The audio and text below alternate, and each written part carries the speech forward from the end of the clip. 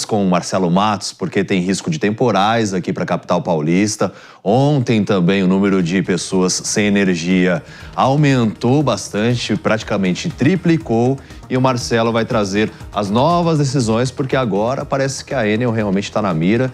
E até trazendo um contexto também sobre quantas pessoas estão sem luz nesse momento aqui na cidade de São Paulo e região metropolitana. Muito bom dia, meu amigo. Olá, David de Tarso e a todos que nos acompanham no Morning Show. Tempo louco, né? Que a gente fala, né? Ontem aquele tempo abafado, calor. Hoje, termômetros de rua marcando 17 graus, vento forte novamente, chovendo aqui na capital paulista. E a gente sabe que, acima de tudo, a questão também da Enel, o restabelecimento da energia não foi totalmente aí colocado para os consumidores desde quarta-feira, terça-feira passada. É um absurdo. E hoje nós tivemos a ampliação, portanto, dos consumidores sem energia. Mais de 50 mil clientes na Grande São Paulo. Então, toda essa situação é extremamente delicada. Também delicada a situação das mortes que foram registradas lá em Ilhabela. 2 pessoas morreram em decorrência das chuvas, soterramento de uma casa. Nós tivemos também um deck que foi levado lá durante a chuva e uma pessoa morreu. Já são 7 mortes aí em razão das chuvas nesse final de ano aqui. E olha que o verão o verão ainda vai começar e estamos registrando essa série de problemas. Portanto, para ter uma ideia, em Ubatuba nós tivemos em 24 horas 122 milímetros de chuva. São Sebastião 161, Ilhabela 154, São Paulo aqui 79 milímetros, Santos 77, como você dizia, David. E a previsão é isso, é chuva, vento, possibilidade de granizo justamente aqui na Grande São Paulo, litoral norte e também ali na Baixada Santista. E nós temos também aqui previsões aí de muita chuva no Rio de Janeiro, Minas Gerais e Espírito Santo. Ontem nós tivemos uma reunião importante, há todo um jogo de empurra também envolvendo a Enel, o Ministério de Minas e Energia. O ministro Alexandre Silveira era um defensor aí, portanto, o ministro de Minas e Energia, da renovação antecipada do contrato da Enel. Ninguém entendia. Se fosse um serviço de excelência, ninguém estava evidentemente reclamando dessa renovação, mas é justamente o contrário. Ninguém entendia a decisão do ministro. Houve inclusive aí farpas que foram colocadas, que o prefeito Ricardo Nunes, o governador Tarcísio de Freitas estavam chorando aí, que não podia tratar a coisa como política. De qualquer forma, a situação piorou e piorou tanto que o governo federal, às vésperas aí de um ano eleitoral, resolveu trazer o ministro aqui de Minas e Energia para São Paulo. Reunião ontem com o Tarcísio, com o Ricardo Nunes aqui, na tentativa aí de encontrar uma solução. E outra questão também, muito se fala dos milhões e milhões de multas que a Enel tem, mas ela não paga nada. Ela recorre e até agora nenhum valor foi pago. Deixa você de pagar seu IPTU, seu IPVA e vira o ano, aí você vai para a dívida ativa para você ver como é que acontece. Deixa de pagar uma multa de trânsito, pagar no seu dia a dia o cartão de crédito, o juro para onde vai. Então, no centro dessa questão é isso. O que adianta a ANEEL fazer esse tipo de multa? Penalidades são anunciadas, multas diárias de 11 mil por hora, mas não adianta nada, ela não paga nada, ela não sente no bolso. E falar sobre bolso, ela reduziu inclusive 22% de investimentos aí justamente em pessoal, em equipamentos. Então dá para explicar essa situação. Enquanto isso não for revertido, enquanto ela não sentir no bolso, vai ficar assim. Agora fica a promessa então de que essa renovação antecipada que ninguém entendia não vai acontecer. Esse processo foi negociado então com o prefeito da capital, com o governador do estado, e fica agora toda essa expectativa então. Quem paga o pato, evidentemente, é o consumidor. Essa que é a grande verdade. As pessoas que estão perdendo dinheiro, empresários que estão ainda sem luz, que se prepararam para essa época de final de ano, das confraternizações, de toda aquela situação. Então eu retorno com você agora, David, uma situação extremamente ainda delicada em relação à Enel. Tá certo, Marcelo Matos aqui trazendo o contexto pra gente, pro pessoal que tá no rádio, né, acompanhando aí essa situação envolvendo a concessionária de energia, a Enel, 7 mortes registradas nos últimos dias por conta dos temporais e vários contextos pra gente analisar. Agradeço ao Marcelo, já vou com a bancada porque 50 mil imóveis ainda estão sem energia em São Paulo, o número tinha caído, depois voltou a chuva, o que demonstra também que não há uma questão emergencial sendo implementada. E agora a possibilidade de rompimento do contrato com a Enel. Só que aí o que acontece a partir de então? O governo vai colocar dinheiro para realmente investir na infraestrutura de energia? Quais são os próximos passos que as pessoas realmente vejam o avanço? Porque janeiro nem chegou, as chuvas tendem a ser mais frequentes nesse período, a gente sabe, ano após ano a gente traz informações, infelizmente, de tragédias sendo registradas e muitas pessoas sofrendo com a falta de energia num período em que as pessoas estão num momento de confraternização, recebendo parentes e tudo, e uma série de transtornos também ao comércio, porque isso deixa de movimentar dinheiro no momento que a economia anda muito mal, apesar do presidente agora há pouco na reunião ministerial falar que tá tudo indo bem, né, mano? Pois é, David, a vantagem de um sistema de privatização é que se uma concessionária não faz o serviço adequadamente, não cumpre as normas que estão estabelecidas no contrato de concessão, cabe ao poder público romper esse contrato e fazer um novo leilão para uma nova concessão com uma nova empresa privada que preste o serviço adequadamente. Fosse uma estatal, a gente veria o problema ficar eterno, como acontece, aliás, no caso do saneamento em boa parte do Brasil, né? Como a gente está falando agora de um apagão de 44 mil pessoas, no saneamento há um apagão de 100 milhões de brasileiros que não têm acesso à coleta de esgoto. Mas como o serviço é estatal, tudo continua como se nada estivesse acontecendo. O que a gente precisa é que a lei, o interesse público seja priorizado. Por isso, a agência reguladora tem que ter uma atuação técnica, cobrando as obrigações do contrato, fazendo aquilo que pode ser feito para punir a empresa pelo descumprimento das suas obrigações, chegando até mesmo ao rompimento da concessão, caso haja esse descumprimento reiterado, como é o caso que parece estar havendo. Então, é preciso que a agência reguladora atue de forma técnica e traga uma nova concessionária que preste serviço respeitando a população. Sabe qual é a minha dúvida, Priscila Silveira? A Jess até está lendo um contrato que daqui a pouquinho vai trazer uma questão... Contrato não, né? Os votos em relação à dosimetria das penas. Mas a minha dúvida é, se as pessoas que estão sofrendo com a falta de energia, os comerciantes que têm prejuízos nesse período... Ontem a Aninha estava aqui, ela disse que é amiga de uma pessoa que tem uma confeitaria, que no principal momento do ano, ela está perdendo muito dinheiro. Se avolumar também questões judiciais, a empresa toma alguma atitude ou deixa de pagar assim como acontece com as multas? Cabe preceito indenizatório, obviamente, se o serviço não foi prestado, inclusive colocando, David, o Estado enquanto... por que eu estou falando isso? A energia é um direito, então tem que ser prestado pelo Estado. Então, se ele não é prestado, ainda que seja através de concessionárias, ainda que seja através de preceito primário, primário, ainda que seja através dessas empresas, cabe indenização. Agora, o que a gente precisa aqui lembrar, né? É um serviço essencial, daí porque eu coloco o Estado enquanto também devedor, juntamente com aquele que presta o serviço. Quando há caducidade, que é o que vai acontecer provavelmente ou já está prestes a acontecer, que é a caducidade, para que a nossa audiência também entenda. Tem um serviço público que é prestado por uma empresa privada, né? Faz ali, estabelece as obrigações e de forma reiterada, como aconteceu na Enel, essas obrigações são desfeitas ou descumpridas, o Estado pode romper, isso chama caducidade, né, no direito administrativo, rompe esse serviço e enquanto não se pega outra empresa, o Estado deve prestar. Então ele pode nomear um prestador temporário ou ele mesmo atrair para si essa possibilidade de prestação, porque é um direito de todos, é um serviço essencial, né? Mas aí na prática como é que faz? A gente vê aquela quantidade de carros parados lá da Enel, a gente até mostrou essa situação aqui, enquanto entrevistávamos o pessoal.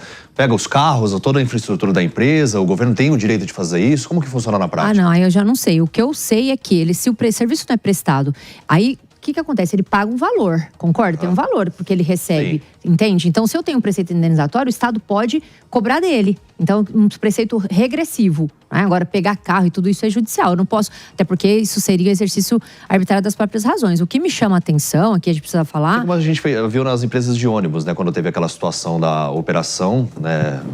do Ministério Público e aí a Prefeitura teve que intervir. Como um caráter de urgência. Inclusive, um drone filmou realmente vários, né, caminhões parados ali. A cidade inteira sem luz praticamente e aí tudo parado. E a Enel disse que no contrato não tinha um prazo pré-estabelecido com relação a essas questões que são... A gente entrevistou uns CEOs aqui, eu falei, e aí, prazo? A Jess cobrou, o Mano cobrou, todo mundo... Porque no contrato... O prazo é quando der, né? Não, é que assim, ó, o prazo no contrato é para casos de rompimento. Exemplo, acabou a energia porque não pagou. Então tem até 24 horas para religar. Esse prazo é respeitado. Agora, no contrato, e o problema é o seguinte, David, o que não está no contrato não deve ser cumprido pelas partes. Então eu não estou passando pano para a Enel porque ela está erradíssima, né?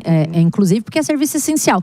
Mas errou também o Estado em não estabelecer, em casos fortuitos e de força maior, um prazo para esse restabelecimento com pedidos de multa, pedidos indenizatórios, que é por isso que está nesse limbo, vamos dizer assim. O que é o limbo? Não tem para onde correr. Não tem o estabelecimento de prazo rápido para essas pessoas, só cabe às pessoas pedir o quê? Indenização, porque religar não vai. Mesmo que os caminhões estejam lá, não vai religar. Por quê? Porque o contrato é claro em não estabelecer uma multa, não estabelecer eventualmente um prazo para que se ligue. Por isso que essas pessoas estão 5 dias em Santo André. Eu fiquei 2 dias sem energia. Hoje a gente não faz nada sem energia. Daí porque eu coloco aqui e ratifico que é um serviço essencial. Tem pessoas que ficaram 5 dias com os caminhões parados e a pessoa foi lá e ligou em 15 segundos. Claro que existem situações com queda de árvores que precisa realmente, né, do auxílio da prefeitura, juntamente com a Enel, mas... Lembrando que as árvores, a poda é de responsabilidade da Enel, não da prefeitura. Em vários dos casos, né? E quando não, ainda cobra propina para isso, né?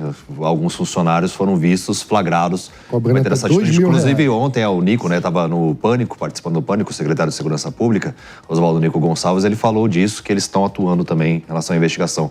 Fernando, você que atua bastante no setor produtivo, na rede hoteleira, o pessoal tem reclamado bastante também, tem prejudicado, até cancelamentos estão sendo vistos ou não? Isso prejudica demais qualquer setor que depende da energia, é um serviço básico. Né? Eu acho que o serviço que está sendo prestado, obviamente, não está sendo satisfatório, né? E todos podemos concordar que a livre concorrência é importante, né? Ou seja, se tem uma empresa que não está prestando um bom serviço, ela tem que ser substituída por uma que vai prestar um serviço melhor. O ponto principal aqui é que eu acho que essa troca, além de não ser fácil em termos operacionais e administrativos, de se trocar uma empresa de um serviço dessa magnitude, tem um ponto adicional aqui. Essa é uma concessão federal. Então, muitas dessas decisões vão ser tomadas com a anuência lá de Brasília, do governo atual, que é um governo de oposição ao governo de São Paulo, que é o do Tarcísio e do Nunes. Então, essas duas partes opostas vão ter que tomar uma decisão conjunta em um ano eleitoral. Eu acho que isso tem um risco de trazer uma politização de uma decisão dessa, que pode prejudicar ainda mais esse processo. E também virar um balcão até de negócios lá em Brasília, porque teria que entrar uma outra empresa para prestar esse serviço e como o Mano bem falou aqui, quando o Estado começa a botar a mão, seja ali para poder fazer ele próprio, ou seja, para apontar uma nova empresa ou fazer um novo processo licitatório, existe uma série de outras ineficiências aí que entram em jogo. Então eu acho que esse é um assunto muito delicado para o ano de 2026, que é um ano eleitoral. Não, e ainda mais agora nessa reta final do ano. Inclusive o governador se manifestou, a gente tem um trecho dele falando sobre essa questão do rompimento, né, da possibilidade de romper o contrato. Vamos acompanhar. O que a gente está concluindo? Que é insustentável a situação da Enel em São Paulo. Absolutamente insustentável, ela não tem mais condição de prestar serviço, tem um problema reputacional muito sério, tem um problema de deixar a nossa população na mão de forma constante. A gente mostrou gráficos que, por exemplo, a gente teve nesse último evento 2.200.000 clientes interrompidos e a gente levou aí praticamente 5 dias para ter o reestabelecimento da maioria dessas unidades residenciais, dessas unidades de consumo. É bem lembrado, 2.200.000 imóveis sem energia e depois a gente cobrando prazo, né? Todo mundo cobrando prazo, porque pessoas sofrendo com as consequências e aí não tem prazo. O bom é que o ministro Alexandre Silveira, ministro dessa pasta da energia, ele acabou mudando de posicionamento. Muito interessante. Ele antes era um defensor da Enel e agora, depois dessa situação, no último dia, ele fez uma transição. Tem como defender muito, né, Jess? Ele fez uma transição de opinião e postura defendendo a caducidade. Antecipar a renovação da concessão em 30 anos. O próprio presidente Lula, quando foi à Itália, encontrou representantes da Enel, que mais uma vez é um ótimo serviço na Europa, né? Mas aqui no Brasil eles deixam a desejar e eles dão como desculpa as crises climáticas. Mas eles também operam na Ásia, que tem muitos tufões e situações muito mais graves. Talvez a grande questão no Brasil seja a ausência e vontade de investimento, porque o brasileiro, diferente do povo europeu ou do povo de determinadas regiões como a Ásia, não tem brigado tanto por seus direitos, porque nossos representantes, muitas vezes, e aqui me perdoe a palavra, são covardes em relação às cobranças com essas grandes empresas, esses grandes grupos. Quando a gente olha para casos como o da Vale, a gente também lembra que a Vale também tem uma dívida milionária com o Estado. Quando a gente olha lá para o Ninho do Urubu do Flamengo, também havia uma dívida, haviam problemas, havia várias situações. E quando a gente olha para a Refit, mesma coisa. Então, a leniência com a dívida, a leniência com empresas que erram, também não deve acontecer. Eu falo muito da impunidade, do crime de colarinho branco, mas eu acho que existe uma impunidade institucional, a la Odebrecht, que agora voltou aí a várias situações anuladas, que passa no Brasil. Mudou de nome. Aí se muda de nome, aí o Brasil esquece, não é mesmo? O medo é mudar de nome, né? Em vez de Enel, colocar um outro nome lá e ninguém vai perceber. A mesma coisa, vai ser o mesmo cara, ele vai dar a mesma entrevista. Mas você sabe de onde veio essa mudança de opinião do ministro? Porque defender a Enel agora se tornou impopular no maior estado, no maior colégio eleitoral do país. Ou seja, o governo não vai ir contra a opinião do povo. O único que defende são aqueles bots que eu e a Jess recebemos ali quando colocamos na rede social a nossa opinião, né? E aí prática, tem uma questão de construção de capacidade institucional, que é o quê? É fazer com que a regra seja seguida. E no Brasil, infelizmente, o que a gente assiste é muito mais relações de compadrio ditando o tom. Então, por que a empresa que funciona em outros ambientes institucionais, funciona na Europa, funciona na Ásia, vem para o Brasil e não funciona? Porque a nossa agência reguladora tem um processo de captura regulatória. Ela acaba muitas vezes atuando muito mais em prol do interesse da empresa do que do interesse do consumidor, que deveria ser o foco e a prioridade de qualquer serviço. E isso acaba acontecendo por conta, a gente sabe, de negociatas em Brasília. Muitas vezes os cargos para indicação para os conselhos das agências reguladoras ficam esperando a articulação política no Congresso. O que é isso na prática? Tempo de negociação para envolverem, decidirem quem vai representar o que deveria ser o interesse público, o interesse do povo, acaba sendo o interesse de algumas empresas, de alguns apadrinhados, de algum compadrio dentro da agência reguladora. Não, e o absurdo, assim, que as pessoas estão perdendo dinheiro. O único que está ganhando dinheiro é um amigo meu, Anderson, que ele loca geradores. E olha só a questão. Ele é de Presidente Prudente, estamos a mais de 500 quilômetros da capital paulista. Ele disse que está trazendo um caminhão para cá, inclusive queria me encontrar justamente por conta dessa situação. Ele falou assim, eu vou alugar gerador em São Paulo. Olha o absurdo, cidade de Presidente Prudente vindo para São Paulo. Ontem, um amigo meu que eu mencionei que ele tá sem energia, já são 120 horas. Tá sem energia em casa. E aí, o síndico do prédio, ele até falou, não, nós vamos eleger o síndico a prefeito, quem sabe governador, quem sabe presidente. Por quê? Ele viu que não estava tendo resolução e ele foi atrás de gastar do dinheiro dele uma contratação de um gerador, de uma resolução, de algo que funcionasse, porque o prédio estava sem luz e as pessoas precisam de energia. E aí funcionou por 3 horas. Mas pelo menos ele tentou. Mas cadê a Enel tentando, sabe? O síndico, ele tá ali fazendo a parte dele, mas nós estamos vendo a empresa não fazendo. E colaboradores da empresa, claro, muitos são bons. Mas eu acho que o evento que mostra o pedido de propina para religamento, ele também é sintomático da gestão da empresa. E eu acho que ele é sintomático da responsabilidade que uma empresa de energia tem. Energia é um serviço básico e essencial. Vida, comércio, tudo depende de energia. Então, quando nós ignoramos a importância desse tópico, a gente está ignorando vários problemas. E, mais uma vez, aconteceu há um ano. Está acontecendo de novo. E pior, não é que melhorou, é que está pior. Não é, o nosso serviço de prevenção piorou o serviço. Depois do caos do ano passado, eles conseguiram piorar o serviço. Então, é importante que caducar mesmo esse contrato. Chega, não dá para ficar escravo de uma empresa que não consegue oferecer o necessário para a população do estado de São Paulo. Não, e aí queriam mais 30 anos, como o Mano bem trouxe a informação, né, para realmente renovar o contrato. E aí eles têm a promessa, não, nós vamos investir. Agora vai. Porque se renovar, a gente investe. Agora, com essa instabilidade, não tem como investir. Não estão pagando nem as multas. De 2023 para cá, o que mudou em relação aos temporais e tudo? David, é um funcionário. Imagina que você tem uma empresa e o seu funcionário trabalha mal e não entrega nada. Aí ele vai lá e fala, eu quero um aumento. Aí você fala, não faz sentido. Aí ele fala assim, mas se você me der um aumento, eu vou melhorar. Aí eu vou melhorar. Não, são promessas, né? A gente vive de promessas, infelizmente. Enquanto isso, a população toda está sofrendo. E tomara que não pague essa conta também, porque quando tem intervenção do governo, obviamente gera mais gastos e com isso, quem vai pagar a conta são todos os contribuintes que estão sofrendo com essa situação.